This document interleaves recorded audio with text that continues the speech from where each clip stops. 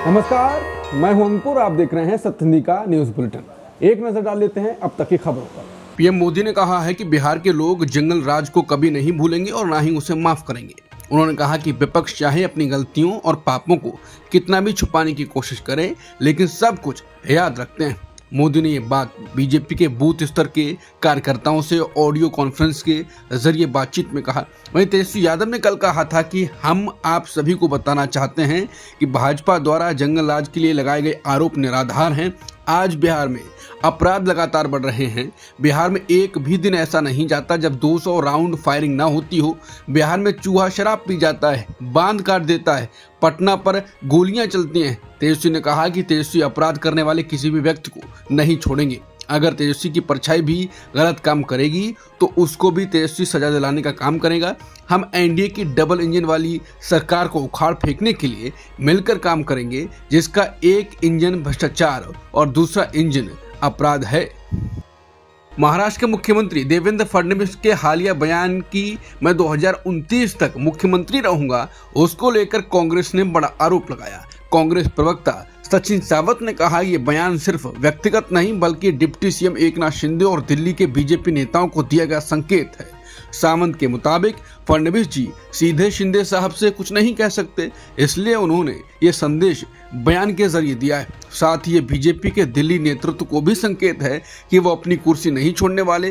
फडणवीस ने कहा कि गठबंधन में कोई बदलाव नहीं होगा और नए पार्टनर न जुड़ेंगे न पुराने बदले जाएंगे। कांग्रेस ने आरोप लगाया कि दिल्ली में कुछ नेताओं की लगातार मीटिंग्स और दौर दिखाते हैं कि फडणवीस को हटाने की तैयारी चल रही है, इसलिए उन्होंने अपनी पकड़ मजबूत करने के लिए ये बयान दिया है।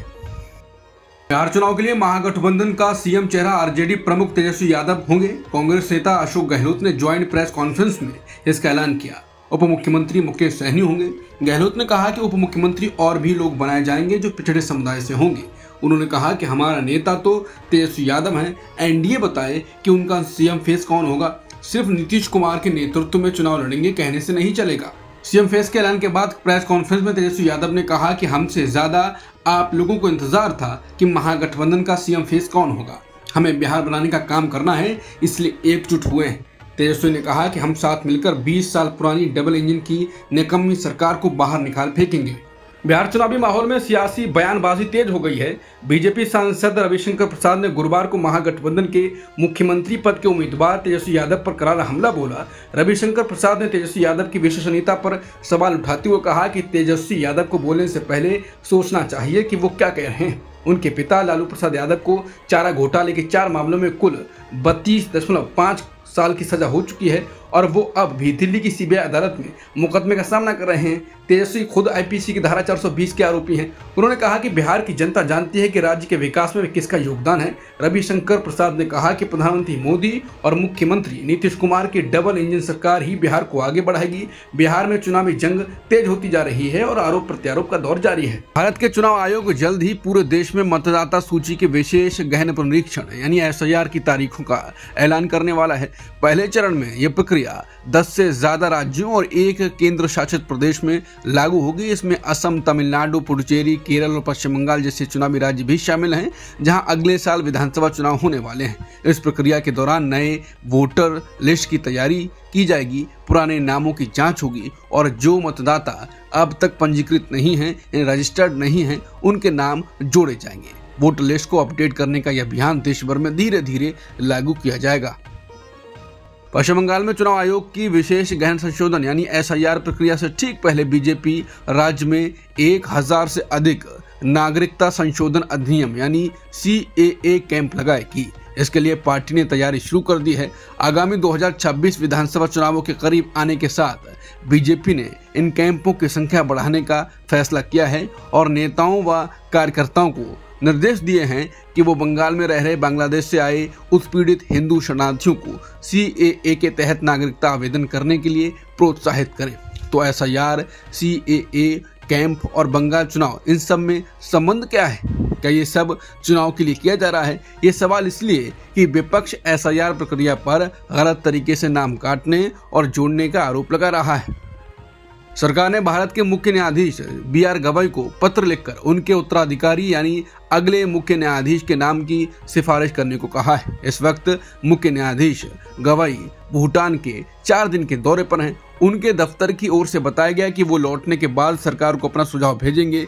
सीनियरिटी यानी वरिष्ठता के आधार पर जस्टिस सूर्यकांत अगले मुख्य न्यायाधीश बनने की कतार में हैं। मुख्य न्यायाधीश गवाई 24 नवंबर को रिटायर होने वाले हैं। केंद्रीय वाणिज्य और उद्योग मंत्री पीयूष गोयल ने कहा है कि भारत और अमेरिका के बीच ट्रेड डील जल्द ही हकीकत बन सकता है। उन्होंने बताया कि दोनों देशों की टीमें लगातार बातचीत में हैं और चर्चाएं अच्छी प्रगति कर रही हैं। फिलहाल पीयूष गोयल बर्लिन में हैं और इससे पहले वो जिनेवा में संयुक्त राष्ट्र व्यापार और विकास सम्मेलन के 16वें सत्र में शामिल हुए थे। अमेरिकी व्हाइट हाउस ने कहा है कि ट्रंप प्रशासन H-1B वीजा प्रोग्राम में किए गए बदलावों का बचाव अदालत में करेगा। सरकार का कहना है ये सुधार अमेरिकी कामगारों के हितों की रक्षा और वीजा सिस्टम में चल रहे दुरुपयोग को खत्म करने के लिए जरूरी है। व्हाइट हाउस की प्रेस सेक्रेटरी कैरोलिन लेविट ने कहा है कि राष्ट्रपति इस सिस्टम को सुधारना चाहते हैं। इसे फर्जी तरीके से इस्तेमाल किया जा रहा है, जिससे अमेरिकी कर्मचारियों की सैलरी पर असर पड़ रहा है। अमेरिका के राष्ट्रपति ट्रंप ने कहा है कि अगर इजराइल ने वेस्ट बैंक पर कब्जा करके उसे अपने में मिलाने की कोशिश की तो अमेरिका उसका समर्थन बंद कर देगा। ट्रंप ने यह बयान टाइम मैगजीन को दिए एक इंटरव्यू में दिया जो 15 अक्टूबर को हुआ था। टाइम की रिपोर्ट के मुताबिक ट्रंप ने फोन पर बातचीत में कहा कि इजराइल को इस कदम से पहले सोचना चाहिए क्योंकि इससे अमेरिका और इजराइल के रिश्तों पर असर पड़ सकता है। इससे पहले अमेरिका के उपराष्ट्रपति JD वेंस और विदेश मंत्री मार्को रूबियो ने भी इजराइल को चेतावनी दी थी कि वेस्ट बैंक को मिलाने की कोशिश मिडिल ईस्ट में तनाव बढ़ा सकती है। आंध्र प्रदेश के कुर्नूल जिले में शुक्रवार तड़के एक भयानक सड़क हादसा हुआ। हैदराबाद से बेंगलुरु जा रही एक लग्जरी प्राइवेट बस में आग लगने से 25 से ज्यादा यात्रियों की जलकर मौत हो गई, जबकि कई लोग गंभीर रूप से घायल हो गए। यह हादसा चिन्नाटकूर गांव के पास सुबह करीब 3:30 बजे हुआ, जब बस की सामने से आ रही एक मोटरसाइकिल से टक्कर हो गई। टक्कर के बाद बस के आगे के हिस्से में अचानक आग भड़क गई और कुछ ही सेकंड में पूरी बस लपटों में घिर गई। रिपोर्ट्स के मुताबिक बस में करीब 40 यात्री सवार थे। कई यात्री सो रहे थे और आग लगने के बाद उन्हें संभलने का वक्त नहीं मिला। कई लोग धुएं और आग की वजह से बस में ही फंस गए, जबकि कुछ लोग आपातकालीन खिड़की से किसी तरह बाहर निकलने में कामयाब रहे। प्रधानमंत्री नरेंद्र मोदी इस हफ्ते एशियान समिट में मलेशिया नहीं जाएंगे। जानकारों के अनुसार इसके पीछे शेड्यूल संबंधी कारण है।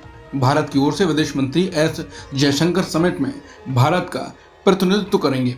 समिट कुआलालंपुर में 26 से 28 अक्टूबर 2025 तक आयोजित होगा। हालांकि पीएम मोदी वर्चुअल मोड के जरिए एशियान इंडिया समिट में हिस्सा लेने की संभावना है। पिछले कुछ वर्षों में पीएम मोदी ने इस समिट और ईस्ट एशिया समिट में भारतीय प्रतिनिधिमंडल का नेतृत्व किया है। मलेशिया ने समिट में अमेरिका के राष्ट्रपति ट्रंप और कई बाकी देशों के नेताओं को आमंत्रित किया है। ट्रंप 26 अक्टूबर को 2 दिन के दौरे पर कुआलालंपुर आएंगे।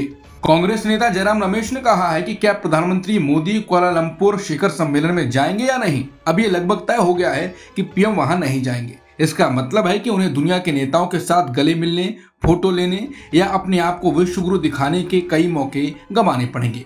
मोदी जी न जाने का कारण सरल है। वो राष्ट्रपति ट्रंप द्वारा संभावित तौर पर टारगेट किए जाने से बचना चाहते हैं। कुछ हफ्ते पहले उन्होंने इसी कारण मिस्र में होने वाले गजा शांति शिखर सम्मेलन में भी भाग लेने से इनकार किया था। सोशल मीडिया पर ट्रंप की तारीफ में संदेश पोस्ट करना एक बात है, लेकिन उनके साथ शारीरिक रूप से दिखना, जो बार बार ये दावा कर चुके हैं कि उन्होंने ऑपरेशन सिंदूर रोका और 5 बार ये कहा कि भारत ने रूस से तेल खरीदना बंद करने का वादा किया है, ये मोदी जी के लिए बहुत जोखिम भरा है। शायद पीएम उस पुराने बॉलीवुड गीत को याद कर रहे हैं, बच के रहना रे बाबा, बच के रहना रे। अब तक की खबरों में इतना ही। बाकी खबरों के लिए बने रहिए सत्य हिंदी के साथ।